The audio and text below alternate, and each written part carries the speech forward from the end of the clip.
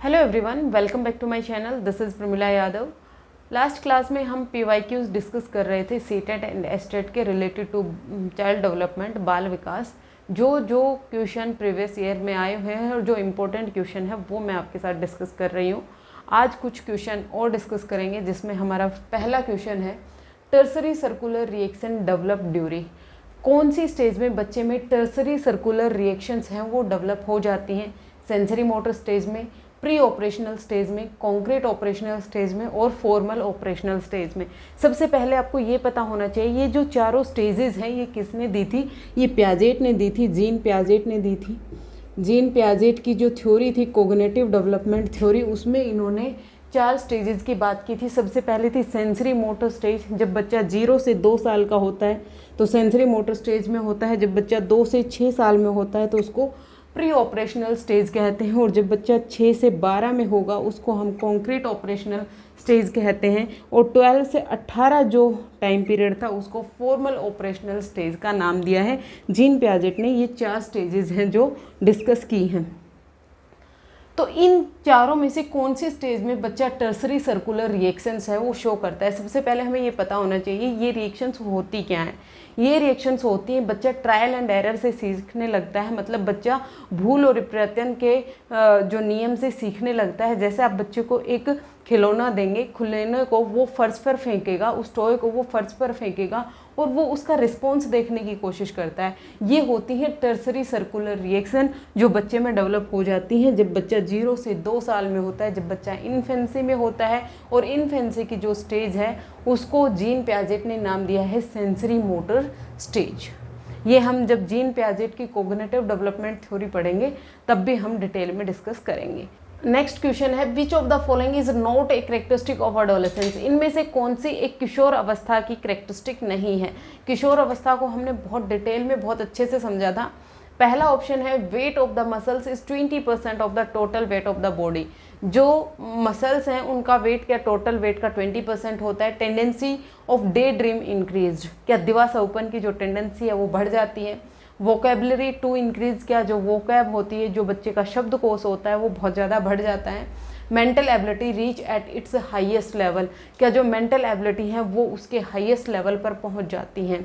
देखिए इस स्टेज पर आकर बच्चे की जो मेंटल एबिलिटी है वो हाईएस्ट स्टेज पे होती है, क्योंकि यहाँ पर बच्चा हाइपोथेसिस बनाना सीख जाता है, यहाँ पर बच्चा परिकल्पनाएं बनाना सीख जाता है, यहाँ पर बच्चा परिकल्पनाएं बनाना सीख जाता है। यहाँ पर बच्चा इंडक्टिव और डिडक्टिव, आगमनात्मक और निगमनात्मक दोनों प्रकार की थिंकिंग करने लग जाता है, दोनों प्रकार की रीजनिंग देने लग जाता है। यहाँ पर बच्चा है वो एब्स्ट्रैक्ट थिंकिंग करने लग जाता है, एब्स्ट्रैक्ट थिंकिंग करने लग जाता है, अमूर्त चिंतन करने लगता है। अब उसको थिंकिंग लगाने के लिए, रीजनिंग लगाने के लिए सामने चीज़ों की आवश्यकता नहीं होती है। जो चीज़ें उसके सामने प्रेजेंट नहीं है तो भी वो उस पर अपने लॉजिक लगा सकता है। मतलब फोर्थ ऑप्शन तो आपका बिल्कुल ठीक है। आपको नोट द करेक्टरिस्टिक इनकरेक्ट बताना है। वोकैब है वो भी बहुत ज़्यादा इंक्रीज हो जाती है, लगभग बच्चे की जितनी वोकैब डेवलप होनी होती है वो भी यहाँ पर डेवलप हो जाती है। Tendency of day dream increase, यहाँ पर बच्चा बहुत ज़्यादा दिवा सपन देखता है, दिन में सपने देखता है कि मैं बड़ा होकर ये करूँगा, मेरे पास ये गाड़ी होगी, मेरे पास ये बंगला होगा, मैं ऐसी जॉब करूँगा या ऐसा बिजनेस करूँगा। इन सब चीज़ों के बारे में वो दिवा सपन देखता है, डे ड्रीमिंग करता है। तो ये चीज़ भी बिल्कुल ठीक है। लेकिन जो मसल्स हैं उनका जो प्रपोर्शन है वो 20% नहीं होता, मसल्स का प्रपोर्शन है वो 60% होता है। तो ये जो पहला ऑप्शन है वही गलत हो जाता है। नेक्स्ट क्वेश्चन देखते हैं which of the following factor affect the physical development of children. बच्चों के जो शारीरिक विकास है उसको कौन सी चीज़ है वो प्रभावित करती है? जियोग्राफिकल एनवायरनमेंट, बच्चा कौन सी जगह पे रह रहा है। क्या बच्चा बहुत ज़्यादा जैसे गर्मी वाली जगह, जैसे बच्चा चेन्नई में रह रहा है तो वो बच्चा हॉट और ह्यूमिड एनवायरनमेंट में रहने के लिए अडेप्ट हो जाता है। कुछ लोग ऐसे होते हैं जो पहाड़ी एरिया में होते हैं, जैसे हम मान लें जम्मू कश्मीर में रहते हैं, उनको ठंड से आदत होती है तो अगर जम्मू कश्मीर वाले बच्चे को और हम चेन्नई वाले बच्चे को कंपेयर करें तो उन दोनों का जो जियोग्राफिकल एनवायरनमेंट है वो अलग अलग है और ये बच्चे के डेवलपमेंट को प्रभावित करता है। उसके बाद है न्यूट्रिशियस फूड। अगर आप बच्चे को एक हेल्दी खाना नहीं देंगे, बच्चे के फूड में बहुत ज़्यादा न्यूट्रिशन नहीं होंगे तो बच्चे के डेवलपमेंट नहीं हो पाएगा। और एक बच्चे को आप बहुत हेल्दी खाना देंगे तो उसका जो डेवलपमेंट है वो बहुत बेहतर तरीके से हो पाएगा। तो ये तो होगा। फिर है एंडोक्राइन ग्लैंड्स, ये है हार्मोन रिलीज करती हैं और जो बच्चों में हार्मोन रिलीज होते हैं, हार्मोन एक केमिकल सब्सटेंस होता है, जब बच्चों में हार्मोन रिलीज होते हैं वो बच्चों की ग्रोथ के लिए और डेवलपमेंट के लिए रिस्पॉन्सिबल होते हैं। तो इसका आंसर क्या आ जाएगा? All of these. देखिए जो फिजिकल डेवलपमेंट है उसको हम नाम देते हैं ग्रोथ का, उसको हम नाम देते हैं वृद्धि का। जो शारीरिक विकास है उसको हम ग्रोथ कहते हैं, वृद्धि होती है। बच्चे के जो स्ट्रक्चर है, फिजिकल स्ट्रक्चर है, उसमें उसका बढ़ना, उसका इंक्रीज होना ही फिजिकल डेवलपमेंट कहलाता है।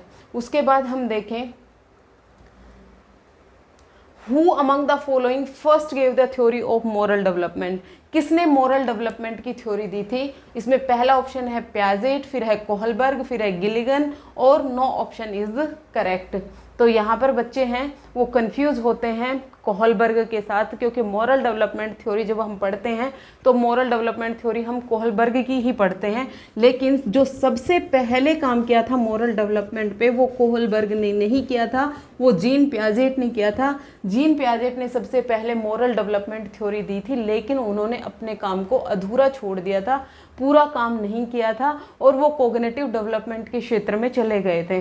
तो उनके जो अधूरे काम को आगे बढ़ाया था कोहलबर्ग ने। इनिशियली मॉरल डेवलपमेंट पे काम करने वाले हैं जीन पियाजेट। उन्होंने हिट्रोजीनियस और होमोजीनियस दो स्टेजेस दी थी बच्चे के मॉरल डेवलपमेंट को लेके। तो इसका आंसर हो जाएगा पियाजेट, फर्स्ट ऑप्शन।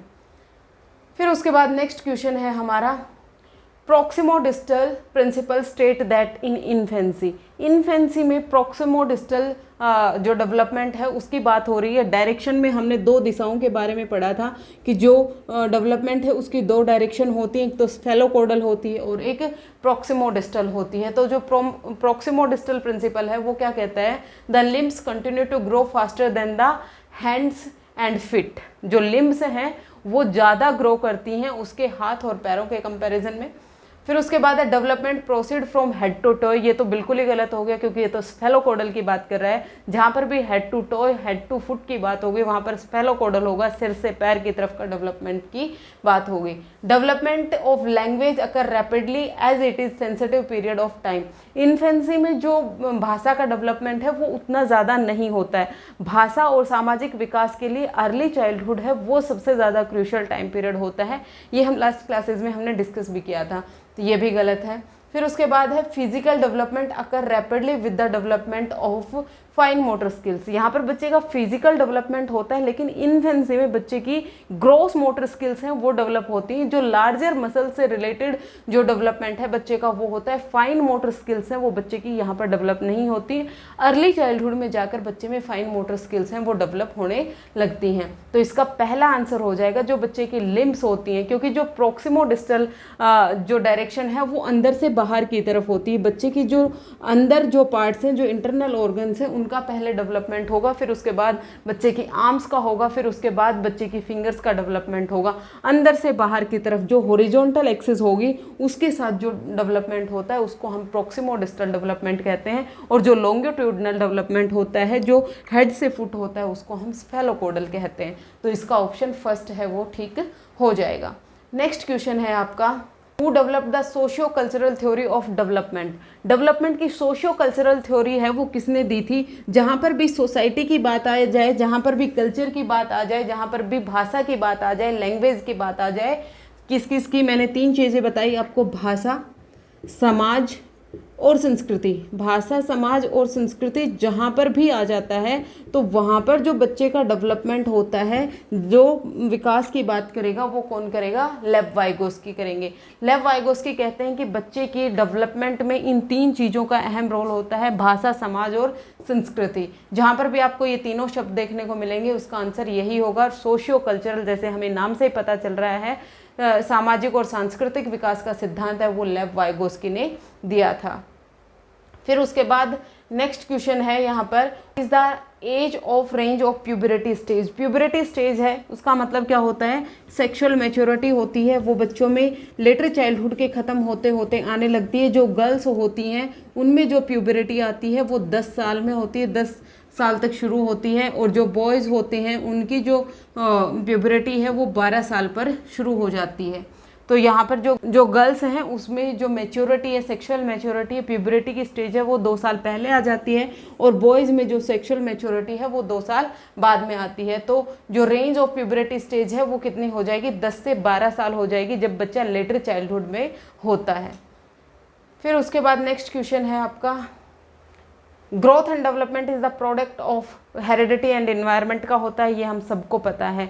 जो जो इंपॉर्टेंट क्वेश्चन थे, देखो कई क्वेश्चन है ना रिपीटेडली आपके एग्जाम में पूछे गए हैं, तो वो क्वेश्चन मैंने नहीं लिए हैं। मेनली जब आप इन सब का एनालिसिस करेंगे तो आप देखेंगे यहाँ से क्वेश्चन पूछा जा रहा है। एक तो डायरेक्शन से बहुत ज़्यादा क्वेश्चन पूछा जाता है। जो डायरेक्शन है, 2 डायरेक्शन है डेवलपमेंट की, स्फेलोकोडल और प्रोक्सिमोडिस्टल, आपको दोनों क्लियर होने चाहिए। रिपीटेडली यहाँ से बहुत बार क्वेश्चन पूछे गए हैं। दूसरा आपसे पूछा गया है एडोलेसेंस से, किशोर अवस्था से भी बहुत सारे क्वेश्चन पूछे गए हैं। जो टीजीटी का एग्जाम होगा वहाँ पर एडोलेसेंस के क्वेश्चन बहुत आपको देखने को मिलेंगे, और जो पीआरटी का होगा वहाँ पर आपको अर्ली चाइल्डहुड से बहुत ज़्यादा क्वेश्चन देखने को मिलेंगे।